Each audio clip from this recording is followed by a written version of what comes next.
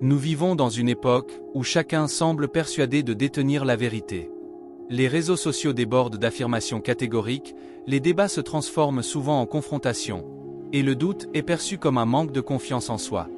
Il suffit d'allumer la télévision ou de faire défiler son fil d'actualité pour voir des experts autoproclamés asséner leurs opinions comme des faits incontestables.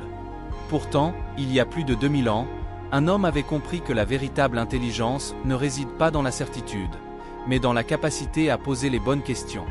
Cet homme, c'était Socrate, et sa méthode nous invite encore aujourd'hui à ne pas croire tout ce qu'on nous dit sans réflexion critique. Si Socrate vivait aujourd'hui, il ne se présenterait toujours pas comme un sage omniscient. Il ne donnerait pas de conférences pour énoncer des vérités définitives, ni n'écrirait d'ouvrages prétendant détenir les clés de la connaissance.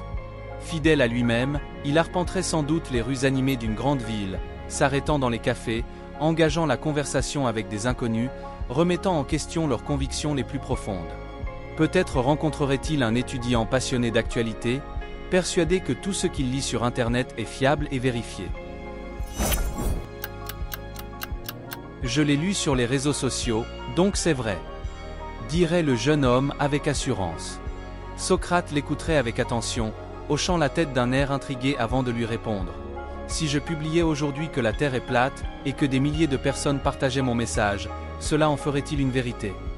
L'étudiant froncerait les sourcils, hésitant un instant avant de répondre. Non, bien sûr, il faut des preuves. Socrate, sans perdre son calme, enchaînerait. Et comment distingues-tu une information fondée sur des faits d'une simple opinion bien présentée? Un silence s'installerait.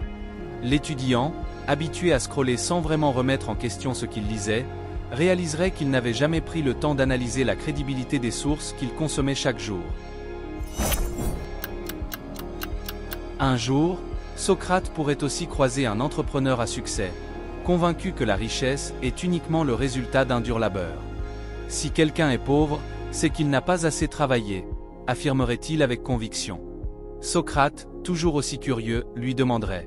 Alors, un enfant né dans un bidonville, sans accès à une bonne éducation ni au bon réseau, a autant de chances de réussir qu'un héritier né dans une famille aisée.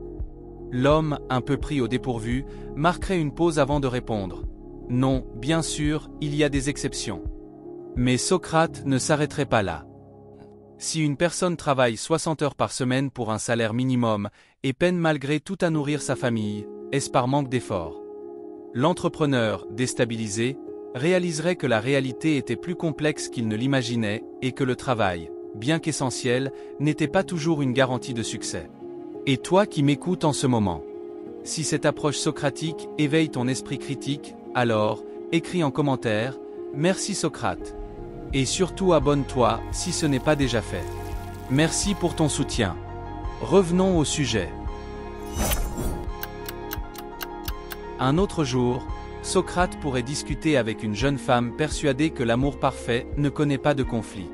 Si un couple se dispute, c'est qu'il n'est pas fait pour durer, dirait-elle d'un ton assuré. Socrate, intrigué, lui poserait alors une simple question. Donc, un couple qui ne se dispute jamais est forcément plus heureux. La jeune femme, surprise par la question, répondrait spontanément. Bien sûr, l'absence de conflit prouve l'harmonie. Socrate poursuivrait. Et si ces deux personnes évitent simplement les sujets difficiles par peur du conflit, leur relation est-elle réellement saine? Cette réflexion nouvelle la ferait hésiter. Elle comprendrait que l'absence de dispute ne signifie pas nécessairement une relation équilibrée, et que la communication, même lorsqu'elle est houleuse, peut être un signe de maturité et de sincérité.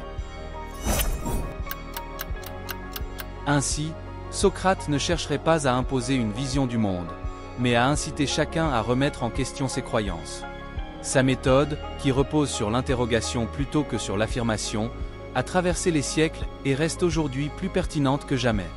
Elle est omniprésente, que ce soit dans le journalisme, où les reporters cherchent à aller au-delà des apparences, dans les sciences, où chaque hypothèse doit être minutieusement testée avant d'être validée, ou encore dans le droit, où juges et avocats doivent constamment remettre en question les raisonnements pour éviter les jugements biaisés. Même dans l'éducation, de plus en plus d'enseignants abandonnent les cours magistraux au profit d'une approche plus interactive, où l'apprentissage passe par le questionnement. Dans un monde où l'information circule plus vite que jamais, où chacun cherche à avoir raison plutôt qu'à comprendre, où les algorithmes des réseaux sociaux nous enferment dans des bulles de confirmation, l'esprit socratique est plus que jamais nécessaire. Socrate nous rappelle que la sagesse ne consiste pas à accumuler des réponses, mais à cultiver le doute, à oser remettre en question nos propres certitudes. Peut-être devrions-nous, avant d'affirmer quoi que ce soit avec certitude, prendre un instant pour nous poser cette simple question. Et si je me trompais? Car après tout, comme le disait Socrate lui-même, la véritable sagesse commence lorsqu'on accepte de ne pas tout savoir. Et toi, qu'as-tu appris de l'esprit socratique? Mets ta réponse en commentaire. Abonne-toi si ce n'est pas déjà fait. Clique sur l'une des vidéos qui apparaît à l'écran pour continuer à développer ton esprit de gagnant. Je te rejoins dans la prochaine vidéo.